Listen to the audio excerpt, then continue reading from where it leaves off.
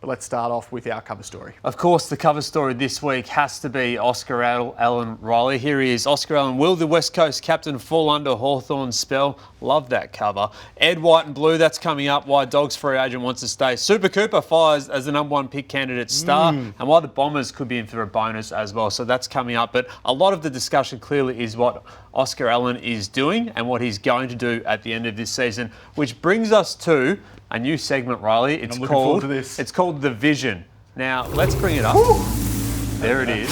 Now, The Vision goes deep into what clubs are selling to players to keep them and also to go and get them. This is the type of stuff that we see clubs do for prospects and potential targets. It's where they put their names up on the board and say, this is what the team looks like in 3 years and we want you to be a part of it, whether that's to stay or to come to our footy club. And we're going to go deep on what Hawthorn's doing and also just on their whole recruiting over the past few years, how they've got to be the point back at premiership contention again. So let's go to the Hawks lineup that we look at in 2028. Oof. So there is the man, Oscar Allen. He is there at centre half forward. The rest of it as is, though, and they've done a lot of work on this list to get to this point.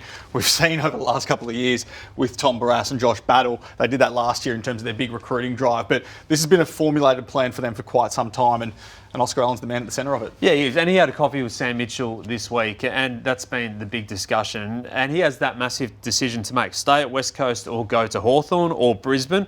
Both of those clubs have offered long-term deals to Allen, and they're longer than the Eagles' current offer. He's clearly weighing this up heavily, and to meet with a rival coach shows that. Brisbane made the early running and got in first.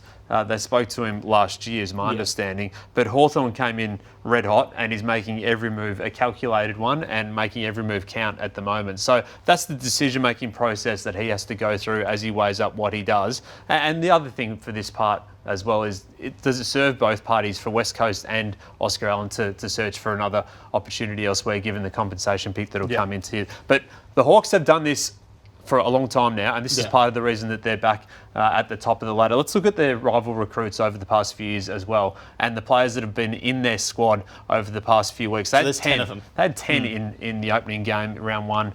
Opening round against the Swans. Carl Amon, Tom Barrass, Battle we spoke about. Marbior Child, Massimo D'Ambrosio, Sam Frost, Ginnivan, Impey, Meek and Scrimshaw. A lot of these players, and this will be part of the pitch too, have gotten better since joining Hawthorn. Well, they only gave up a first rounder for Tom Barrass in amongst that. It's the only player they traded a first rounder for. The rest of them all cut price deals. Massimo D'Ambrosio, a much better player. Ginnivan's a better player. Meek's a better player. Scrimshaw's a better player, although it was an early pick to begin with. And Marbior Child clearly has been that. You speak about the first round picks. You have to get and take a lot of shots to make a lot of draftees. So Will Day at number 13 in 2019 is their next captain, superstar selection. Denver Granger Barrass is the only bust in this group. Ward, McKenzie.